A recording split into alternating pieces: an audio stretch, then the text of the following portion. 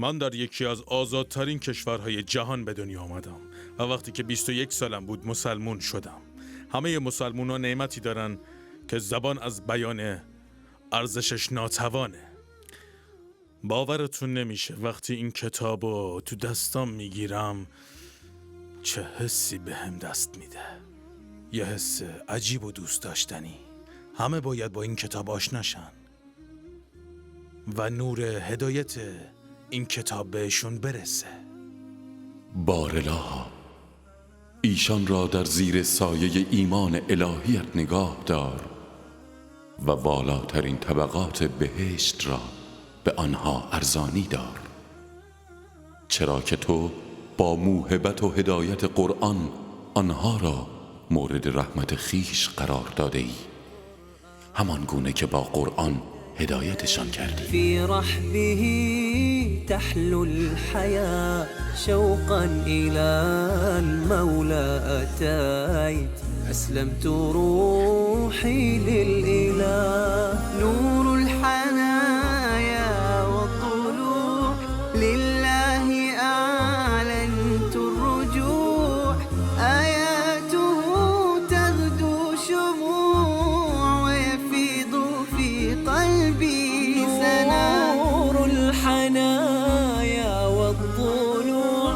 لله أعلنت الرجوع آياته تغدو شموع ويفيض في قلبي. اسم اصلی من تیموسیوس آنتونیوس تابه و اصالتا اهل هلندم که خیلی به انگلیس نزدیکه.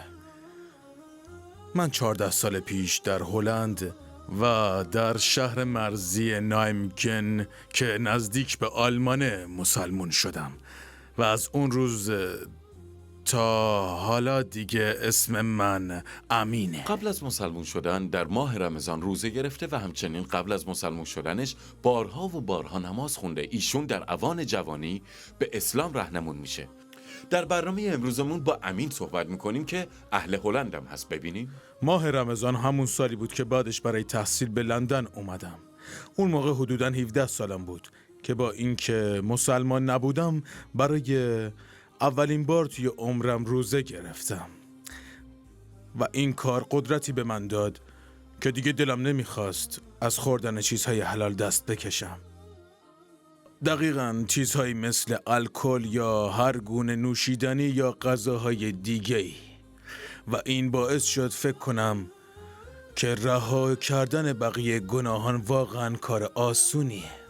روزه هایی که قبل از مسلمون شدن در ماه رمضان میگرفت ایمانشو قوی و زندگیشو متحول کرده بود. به سبب روزه گرفتن تونسته بود خیلی از گناهایی که در جوامع غربی معمولی و عادی محسوب میشن و به راحتی ترک کنه. هر چیز زمان میگذشت حتی صحبت کردنم اسلامی تر میشد.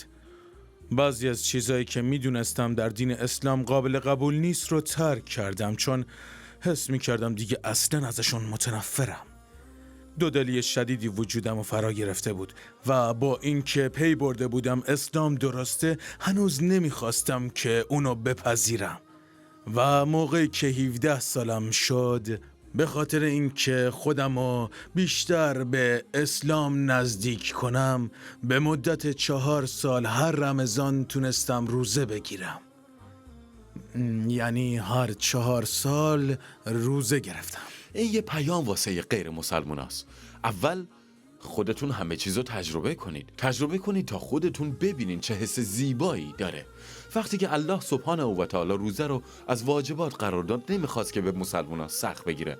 الله نمیخواد انسان‌ها رو به زحمت بندازه و اونا رو از خوردن آشامیدن محروم کنه، بلکه این روزه گرفتن مسئولیت پذیری و احساس ما رو نسبت به فقرا و ایتام بیشتر میکنه و باعث پاکی ذهن و جسم انسان میشه. القرآن اهتديت في رحبه تحلو الحياة شوقا إلى المولى أتيت أسلمت روحي للإله.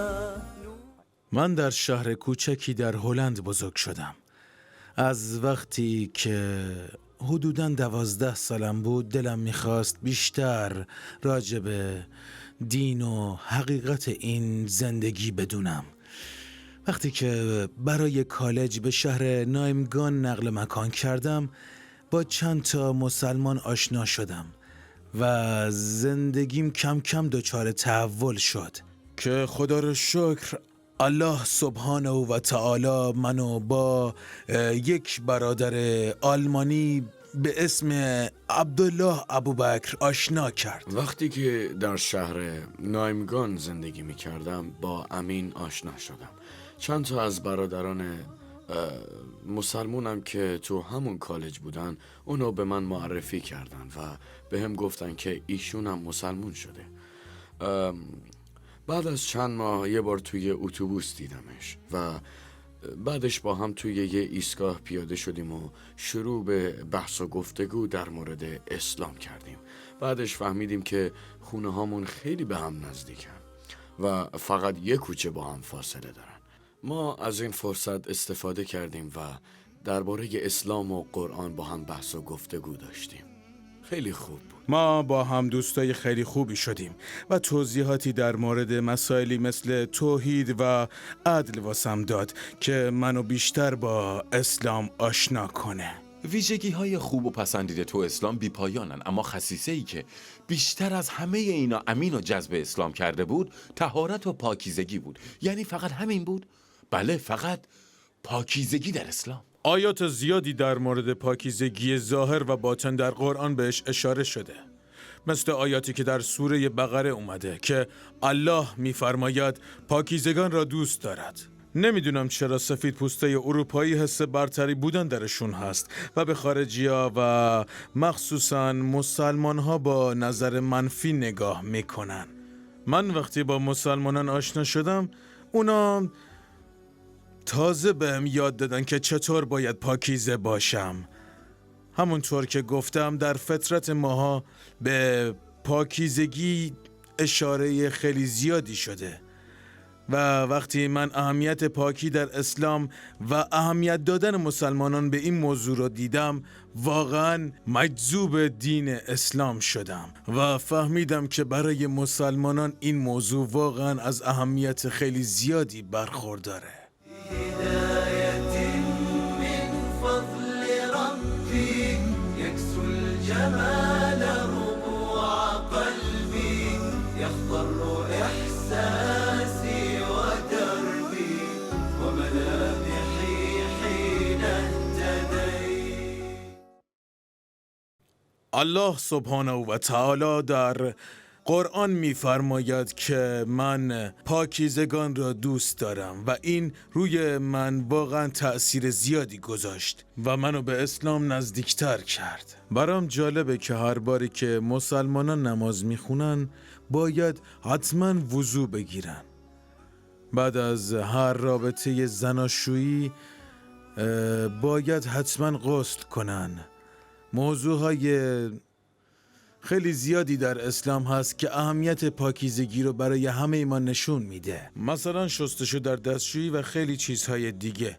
این چیزی بود که منو شگفت زده کرد چون دقیقاً نقطه مخالف تصور من از زندگی مسلمانان بود. میخوام براتون بگم که من تمیزی و پاکیزگی واقعی رو از مسلمانان و از دین اسلام یاد گرفتم. الله سبحانه و تعالی می‌فرمایند که همانا الله توبه کنندگان و پاکیزگان را دوست می‌دارد. فکر کنید وقتی که شما پاکیزه باشید و نظافت رو رعایت می‌کنین، هم دوستی الله رو به دست میارین و هم گناهانتون بخشیده میشه. وقتی که انسان وضو میگیره، گناهاش به همراه قطرات آب از بین میره. و وقتی بیشتر فکر میکنم به این نتیجه میرسم که یه پیشنهاد بدم. هر شب قبل از خواب چند دقیقه وقت بذارید و وضو بگیرین. همین عمل ساده باعث میشه وقتی از خواب بیدار میشین الله فرشته هایی رو میفرسته تا برای آمرزش شما دعا کنن. يا الله على طريق الهدى فكل ما أخشى سوء الختام غدا بالقرآن برحمه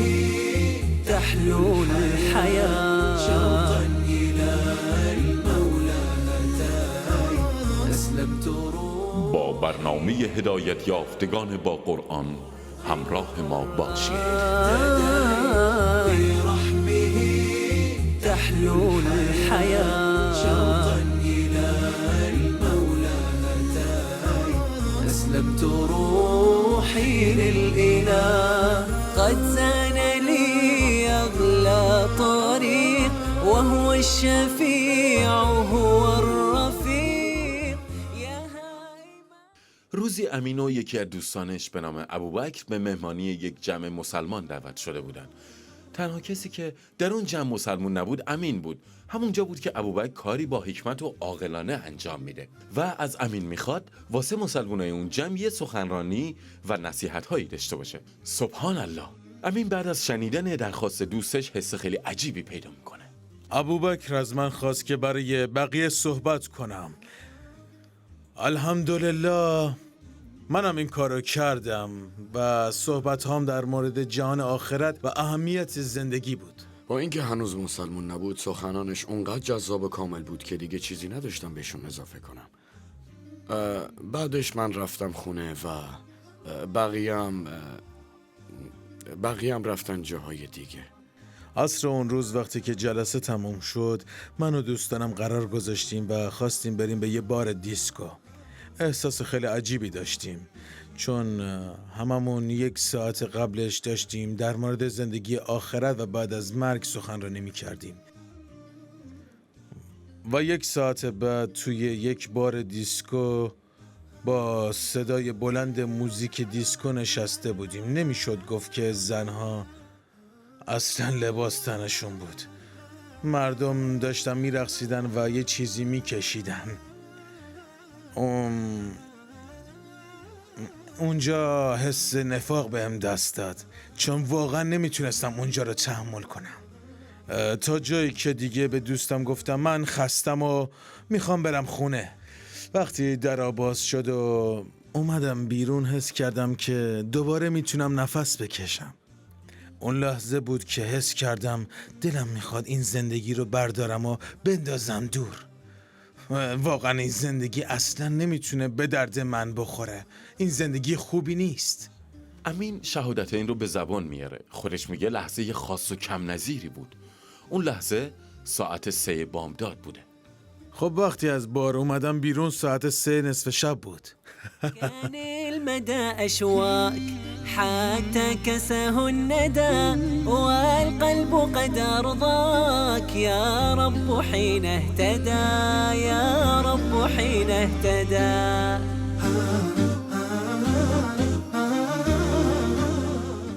دوستم ابوبکر یک بار بهم گفته بود که هر وقت حس کردم آمادگی گفتن شهادت این رو دارم نباید وقتو تلف کنم تا اجازه ندم که شیطان به درونم نفوذ کنه و اجازه ندم که منو از عملی کردن همچین تصمیم خوبی منصرف کنه.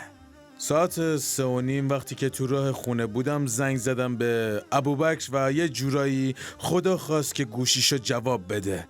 میدونستم که از این که بیدارش کردم اون ناراحت نمیشه. باهاش تماس گرفتم و گفتم که میخوام مسلمون شم. حدود ساعت 4 صبح یا شایدم 3 بود. هنوز از آن صبح نرسیده بود که امین به هم زنگ زد و گفت که میخواد مسلمون شه و منم لباسامو زود عوض کردم و راه افتادم به سمت خونش. ابوبکر معمولاً گوشیشو شبا خاموش میکرد اما خدا را شکر اون شب جواب منو داد. اولش اونقدر خوابالود بود که نمیدونست اصلا من چی دارم میگم تا اینکه گفتم ابوبکر بیدار شد داداش، بیدار شو، میخوام مسلمون شم. هنوزم خیلی خوابالود بود و همون جوری جواب داد. گفت که خب باشه حتما همین الان بلند شو بیا خونه ما. و منم همون جوری همونجا مسیرم عوض کردم و رفتم به سمت خونه ابوبکر تا بتونم تصمیمی که برای مسلمون شدن گرفتم و عملی کنم. همه جا تاریک بود و فقط چراغای خیابونا نور ملایمی به پیاده رو میداد. اما میتونستم لبخند بزرگی که روی چهره ابوبکر بود و ببینم. وقتی نزدیک شدیم همو بغل کردیم و بعدش رفتیم خونه من. وقتی به خونه من رفتیم اون درباره ایمان برام صحبت کرد. وقتی که همه چی رو توضیح داد پرسید آیا آماده‌ای که مسلمان شی؟ و منم گفتم آره.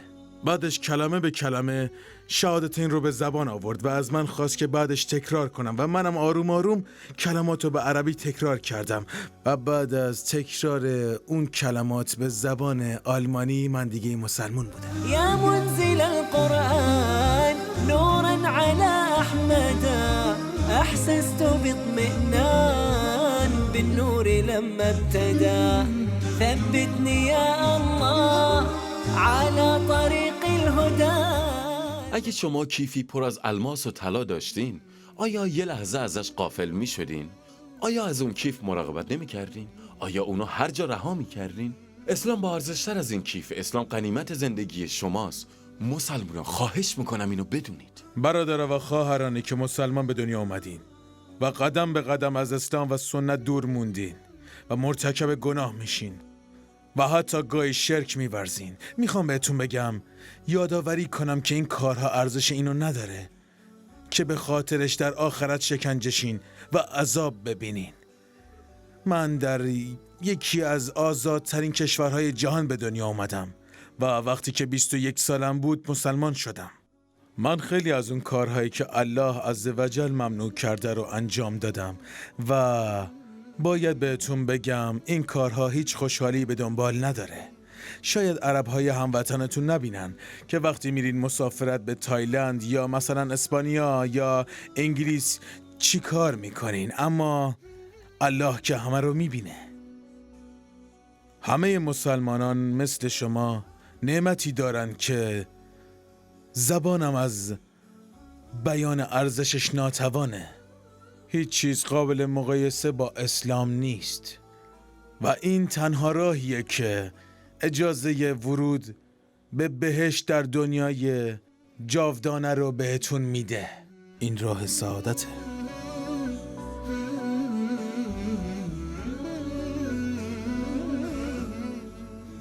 قل اعوذ برب الناس ملك الناس إله الناس من شر الوسواس الخناس الذي يوسوس في صدور الناس. فطرت خدایی و سلیم در وجود همه انسان ها وجود داره. این فطرت روحانی هنگامی که انسان با عقلش حکم میکنه از همیشه آشکارتر میشه. انسان اگه عقلش رو به کار بندازه اینو متوجه میشه که فقط با دین اسلام میتونه به این فطرت الهی دست پیدا کنه. الله رحمان در آیه از سوره نور میفرمایند پس حق گرایانه به سوی این دین روی آور با همان فطرتی که خدا مردم را بر آن آفریده است. تغییری در آفرینش خدا نیست. دین پایدار همینه و بس که بیشتر مردم نمیدونن. من یک سوال دارم. آیا ممکنه این تلفن خود به خود به وجود اومده باشه؟ اینجا یه دکمه داره، اینجا بلنگو و اینجا دوربینشه. هر چیزی که توی این موبایل وجود داره وظیفه خاصی داره و دستگاه بسیار پیچیده‌ایه. اما حتی با بدن تنها یک انسان هم قابل مقایسه نیست.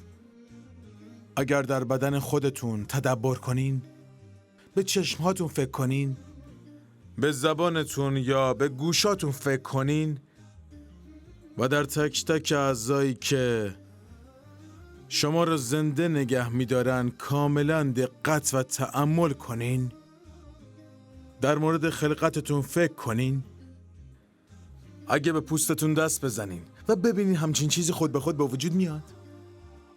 شما میدونین که یه گوشی تلفن نمیتونه خود به خود به وجود بیاد و میبینین که در بدن شما اگه دقت کنین چشم یه وظیفه داره، زبان یه وظیفه داره، قلب یه وظیفه و تک تک اعضای بدنتون یه وظیفه دارن. پس باید متوجه شین که برای همچین چیزی حتما یه خالق متعال و آگاه وجود داشته و این خالق ما رو بی دلیل به این دنیا نفرستاده او پیامبرایی فرستاده تا ما بدونیم در زندگی چی کار باید بکنیم و چگونه باید رفتار کنیم و مهمتر از همه چطور باید الله رو عبادت کنیم. كم عشت والتفريط عادة ما ذقت في الدنيا سعادة حتى اهتديت إلى العبادة يا راحتي لما اهتديت. شیخ امین ماشاءالله میبینم که هر جا میرین قرآن رو همراه با خودتون میبرین. همین الان هم قرآن کریم رو تو دستتون نگه داشتین. از جایگاه قرآن تو زندگیتون واسم بگین.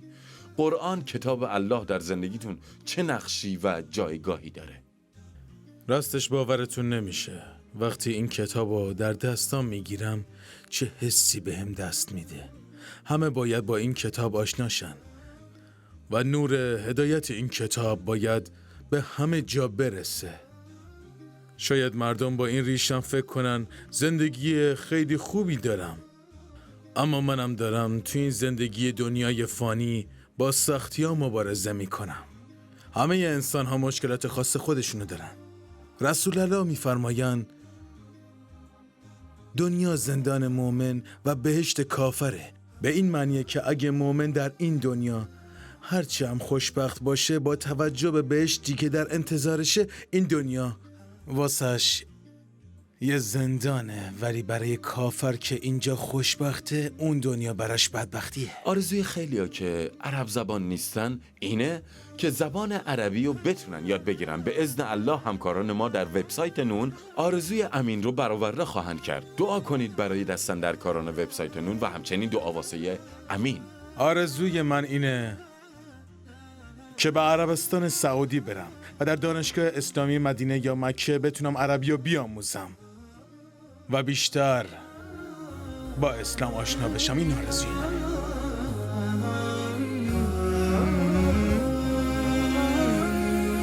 أسير بدرب قرآني فيشرق صبحه الحاني أرتله وأحفظه وأقرأه بمعاني أسير بدرب قرآني ربيعي أنس أيامي صديقي بوح أحلامي شفاء الهم والشقوى يداوي جرحي دامي ربيعي أنس أيامي صديقي بوح أحلامي شفاء الهم والشقوى يداوي جرحي دامي ولما تهت ثم أتيت لدرب كلام رب البيت وجدت النور والسلوى مع القرآن اهتديت مع القرآن اهتديت أسير بدرب قرآني فيشرق صبحه الحاني أرتله وأحفظه وأقرأه بمعاني أسير بدرب قرآني لا لا لا لا لا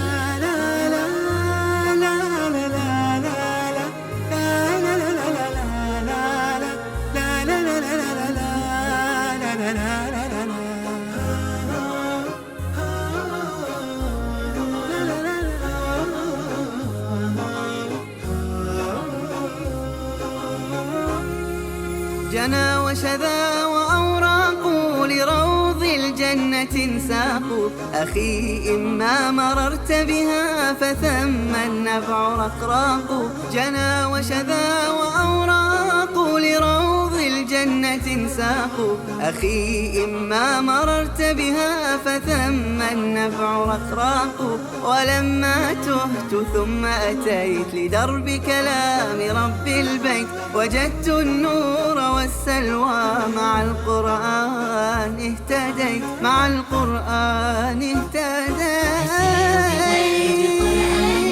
فيشرق صبحه الحاني أرتله وأحفظه وأقرأه بمعاني أسير